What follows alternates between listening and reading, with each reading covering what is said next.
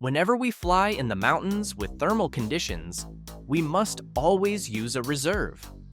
There are only a couple of exceptions for not flying with a reserve, like when we're flying very low over a small dune or doing dynamic flying on the coast.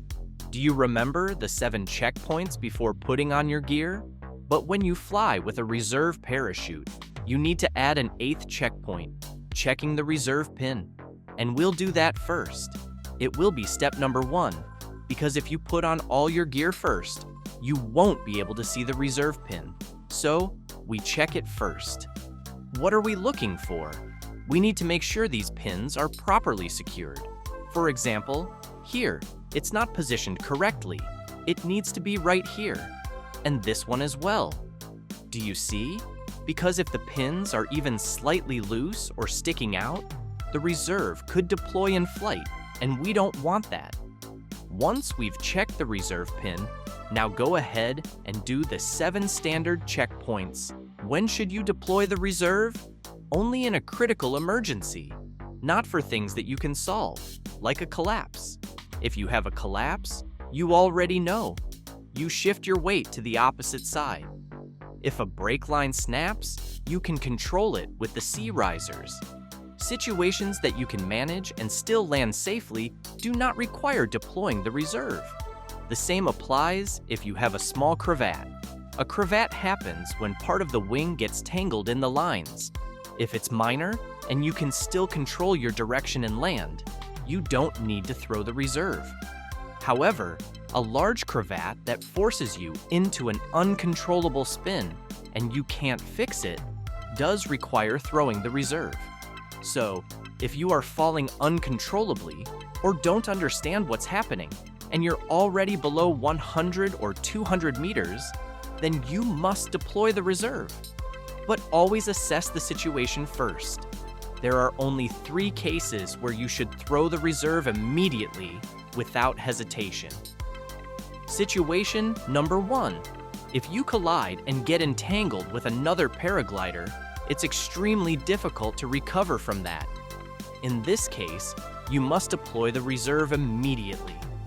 Situation number 2. This happens more with older paragliders.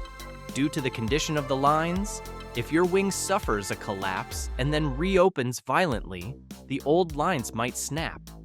The same can happen if you enter a strong spiral dive with high centrifugal force. The lines may break, and they won't just snap one by one, but in a cascading failure, losing an entire section of the wing. If this happens, don't overthink it. Just throw the reserve. Situation number 3. If you enter an uncontrollable spiral and due to the centrifugal force, the blood drains from your head and you feel like you might lose consciousness. If you feel this happening, deploy the reserve before it's too late. For any other situation, you must evaluate first. Now, how do you deploy the reserve? You'll see here that you have a handle. Grab it, but don't pull it yet. Even in normal flight, it's a good idea to momentarily release a brake and grab the handle without pulling, so you always know where it is. When you need to deploy the reserve, you grab the handle and pull it to release it from the harness. The handle is connected to the pins we checked earlier. When you pull it, you release the pins, and the reserve container in the harness opens like a flower, allowing the reserve, packed like a small brick, to come out. The handle is also attached to the reserve, so when you pull, you will see the reserve come out. At that moment, you have 2 options: throw it or simply let it go. Both are valid. The most important thing is that you release the reserve handle. Don't hold on to it, because as I said, it's connected to the reserve. If you keep holding it, the reserve will open too close to you and won't function properly. So, whether you throw it or just let go, the parachute will deploy. Once it inflates, you will be suspended by the shoulder straps. These are the reserve risers that are attached to your shoulders. When you feel that you are securely hanging, your next task is to disable the paraglider. If the paraglider reopens, the reserve will pull to one side while the wing pulls to the other, and you will descend too quickly. This is called a downplane or scissors effect. You must prevent the wing from reopening.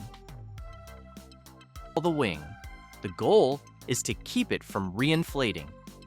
Finally, when you land under a reserve, which is usually round or square, you won't have directional control. You will descend almost vertically.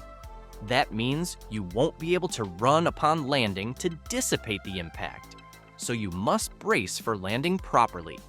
How do you land? Keep both feet together, then bend your ankles, knees, and finally roll to absorb the impact.